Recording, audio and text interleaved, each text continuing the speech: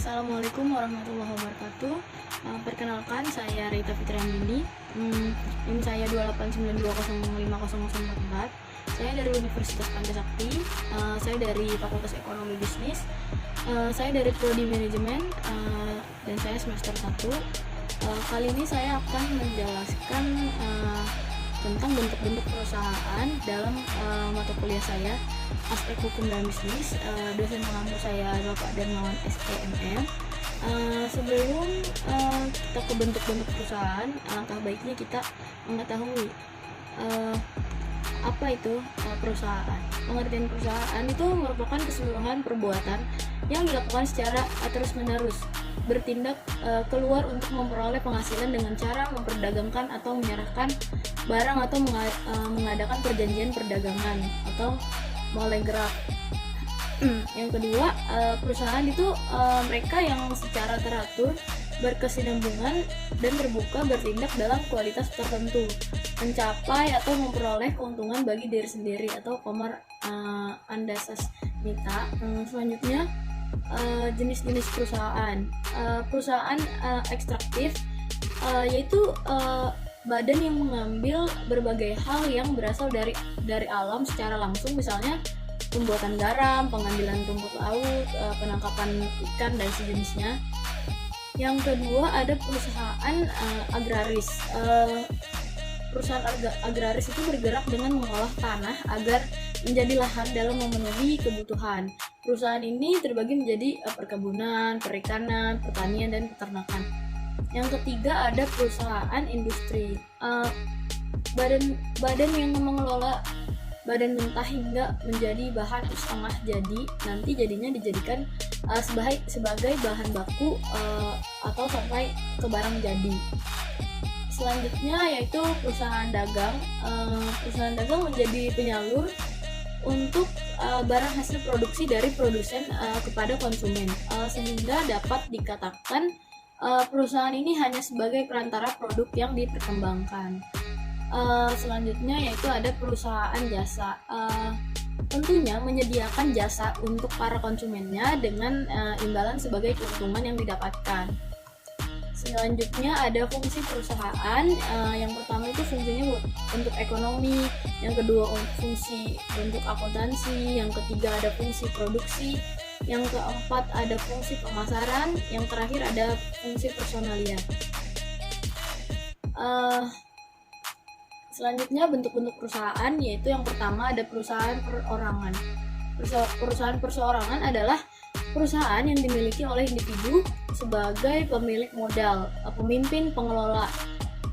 Biasanya bentuk ini digunakan bagi perusahaan kecil yang tidak memerlukan izin secara khusus. Ciri-ciri dari perusahaan perseorangan yaitu yang pertama usaha dimiliki oleh perseorangan tentu saja. Yang kedua, bentuk pengelolaannya sangat sederhana. Yang ketiga, modal yang dikeluarkan relatif tidak besar. Yang keempat, kelangsungan bisnis tergantung pemiliknya sendiri. Yang kelima, nilai penjualan dan juga nilai tambah yang diproduksi relatif lebih kecil. Yang kedua, ada contoh perusahaan perorangan, yaitu usaha jasa perorangan. Untuk saat ini banyak sekali usaha jasa yang kebanyakan dikelola sendiri atau secara perorangan. Sebut saja usaha bengkel, jasa penitipan, jasa angkut, dan lain sebagainya. Yang kedua, ada usaha pertanian perseorangan. Pada umumnya sebagian besar usaha pertanian lebih cenderung dikelola secara perseorangan saja. Yang ketiga, ada usaha perdagangan perseorangan. Biasanya para pengusaha perdagangan yang masih kecil cenderung dikerjakan secara perseorangan, dan jenis usaha ini mempunyai skala dari mulai yang kecil hingga yang sedang. Contoh usaha perdagangan adalah usaha warung makan, usaha warung sembako, warung cemilan, dan lain sebagainya. Yang keempat, ada industri kecil perseorangan. Salah satu sektor industri yang dikelola secara perseorangan adalah jenis industri rumahan. Contohnya adalah usaha kerajinan tangan seperti produksi keramik, anyaman, mebel, dan souvenir. Selanjutnya di sini ada kelebihan perusahaan perseorangan. Yang pertama ada usaha perseorangan tidak dikenakan pajak perusahaan seperti PT atau firma. Yang kedua, pemilik usaha termasuk dalam bagian manajemen, sehingga pengelolaan internalnya tidak begitu rumit dan pemilik pun bisa dengan mudah dalam melakukan pemantauan. Yang ketiga, biaya yang dikeluarkan dalam hal manajemen cenderung rendah karena pemilik bisnis memiliki tugas sebagai karyawan bisnis itu sendiri. Yang keempat, tidak memerlukan proses administrasi hukum yang rumit seperti ke notaris hukum dan lain-lain sebagainya. Ada juga kelemahan perusahaan perseorangan. Yang pertama, pemilik bisnis memiliki tanggung jawab yang tidak terbatas. Yang kedua, sumber modal terbatas. Yang ketiga, manajemen atau pengelolaan menjadi terganggu. Yang terakhir, kurang terjaminnya kelangsungan usaha. Selanjutnya, yang kedua yaitu persekutuan komanditer atau CV. CV dimiliki oleh sedikitnya 2 orang sampai maksimal 5 orang. Perusahaan ini memang lebih mudah dikembangkan karena modal yang bisa didapatkan juga lebih besar. Namun memang tantangannya adalah dalam perusahaan ini lebih rawan terhadap konflik serta tidak mudah untuk menarik kembali modal yang sudah ditanamkan, terutama untuk sekutu. Selanjutnya, persekutuan komanditer pun terbagi menjadi beberapa jenis, yaitu CV bersaham, CV murni, dan CV campuran. Selanjutnya yaitu keunggulan CV. Yang pertama, lebih mudah didirikan dibandingkan dengan PT. Yang kedua, mudah mendapatkan modal karena lebih dipercaya oleh pihak perbankan. Yang ketiga, lebih mudah berkembang karena bisa dikelola oleh siapa saja, termasuk para profesional dengan keahlian bisnis yang sangat memenuhi. Yang terakhir, setiap risiko dan kendala yang muncul menjadi tanggung jawab bersama. Selanjutnya ada kelemahan CV. Yang pertama yaitu sulitnya menarik kembali modal atau pemasukan yang telah disetorkan. Yang kedua, kemungkinan terjadinya konflik antar sekutu sangat besar. Yang ketiga, operasional dan kelancaran aktivitas CV berada di tangan sekutu aktif. Artinya kelangsungan perusahaan sangat tidak tetap. Yang ketiga, ada persekutuan firma. Persekutuan firma memiliki batas maksimal yang lebih besar dari CV, yaitu bisa mencapai 10 orang yang bersekutu untuk mengembangkan sebuah perusahaan. Dalam firma ini, tanggung jawab yang dimiliki masing-masing anggota tidak terbatas. Di sini juga ada jenis-jenis firma. Yang pertama ada firma dagang. Firma ini bergerak di industri perdagangan yang berfokus pada kegiatan jual beli barang. Yang kedua ada firma non dagang atau jasa. Firma ini bergerak di dalam industri jasa yang fokus pada penjualan jasa berdasarkan keahlian. Misalnya firma hukum, kantor pengacara, firma akuntansi, kantor akuntansi publik. Yang ketiga ada firma umum. Firma umum ini semua anggota yang ada di dalamnya memiliki kekuasaan yang tidak terbatas. Semua anggotanya bertanggung jawab pada operasional perusahaan, termasuk dalam utang piutang. Yang keempat, firma terbatas, yaitu semua anggota yang ada di dalamnya tidak memiliki kekuasaan yang bebas, tanggung jawab dan kewajiban anggotanya dibatasi. Selanjutnya ada perseroan terbatas, yaitu PT. PT terdiri dari pemegang saham yang memiliki tanggung jawab secara terbatas sesuai dengan besaran modal yang ditanamkan. Jika sampai terjadi kebangkrutan, maka PT tersebut namanya bisa saja dijual. Ciri-ciri perseroan terbatas: yang pertama yaitu PT didirikan untuk mencari keuntungan. Yang kedua, PT mempunyai fungsi komersial dan juga fungsi ekonomi. Yang ketiga, modal usaha PT didapatkan dari selembar saham yang dijual dan obligasi. Yang keempat, perusahaan PT tidak memperoleh fasilitas apapun dari negara.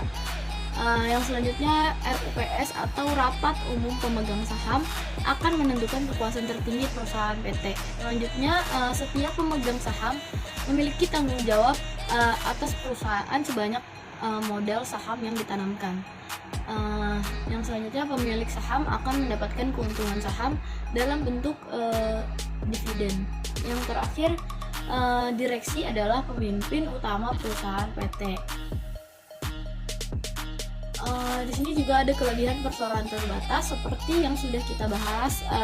bersama dalam bahwa perusahaan PT adalah perusahaan yang sudah mengantongi banyak hukum, sehingga kelangsungan hidup perusahaan tersebut akan terjamin walaupun ada pergantian milik perusahaan. Selain itu juga para pemilik saham juga hanya bertanggung jawab dengan modal yang ditanamkan saja. Pemindahan kepemilikan saham dalam perusahaan PT juga bisa dilakukan secara mudah.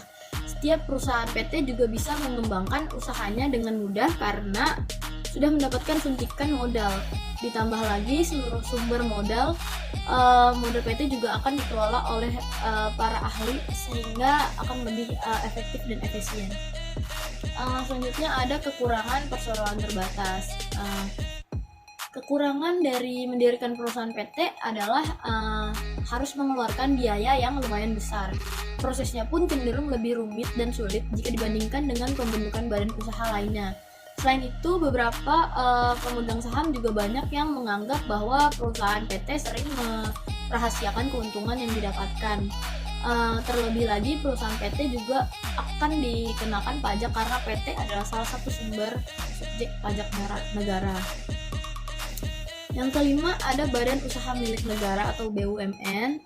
BUMN adalah perusahaan yang utamanya melayani kepentingan umum dengan modal usaha berasal dari pemerintah. Selain BUMN, ada juga Badan Usaha Milik Daerah (BUMD) yang keseluruhan atau sebagian modalnya adalah milik pemerintah dengan pemimpin yang diangkat oleh gubernur secara langsung.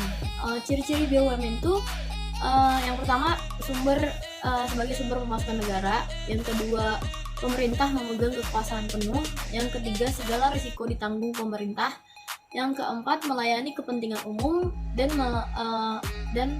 pelayanan untuk publik, yang kelima kepemilikan saham bisa dimiliki masyarakat, yang terakhir menyediakan produk yang merupakan kebutuhan masyarakat.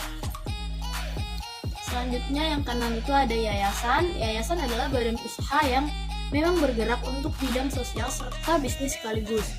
Dalam yayasan ini biasanya berbagai hal yang berkaitan akan tertera dalam akta pendiriannya.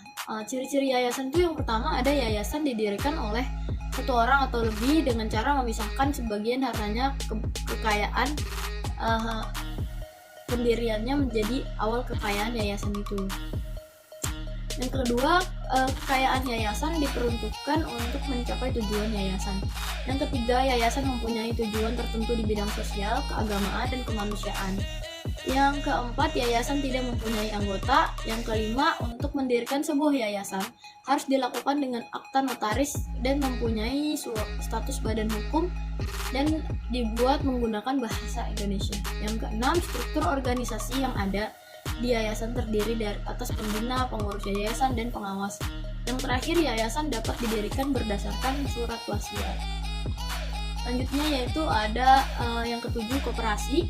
Koperasi beranggotakan orang-orang yang akan melaksanakan suatu usaha berdasarkan asas kekeluargaan. Modalnya berasal dari simpanan pokok, simpanan wajib, dan hibah dari anggotanya sendiri. Beberapa jenis koperasi yaitu produksi, pemasaran, konsumsi, atau simpan pinjam. Jenis-jenis koperasi itu yang pertama ada koperasi konsumen, yang kedua koperasi produsen, yang ketiga ada koperasi jasa, yang keempat ada koperasi simpan pinjam, yang terakhir ada koperasi serba usaha. Terima kasih. Sekian dari saya. Wassalamualaikum warahmatullahi wabarakatuh. Don't forget to like, comment, share, and subscribe.